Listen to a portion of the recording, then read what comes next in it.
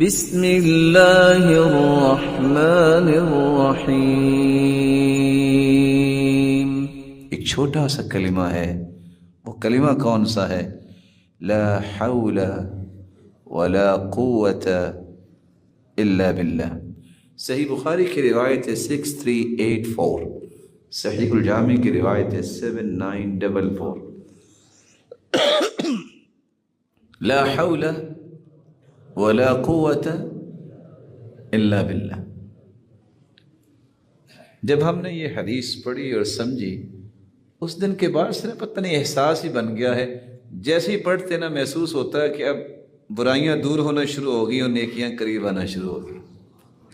اس کا معنی بھی یہی نا، اللہ میری کوئی طاقت نہیں، ساری طاقتوں کا مالک تو ہے، تیری توفیق ہونی ہے تو کچھ ہونا ہے۔ لیکن اللہ کے رسول نے خوشخبری کیا سنائی ہے؟ یا حازم اکثر من لا حول ولا قوت الا باللہ، یا عبداللہ بن قیس، اے عبداللہ بن قیس، الا ادلک علی کنز من کنوز الجنہ۔ لو جی سچے دل سے بتائیے گا، اگر آپ میں سے کسی کو کہہ دیا جائے کہ یہ بینک ہے، یہ چابی ہے، جو چاہے لے لو، کوئی چھوڑے گا؟ بولے نہیں، ویسے ملنے والے نہیں ہیں، کوئی چھوڑے گا؟ اور حدیث کیا کہہ رہی؟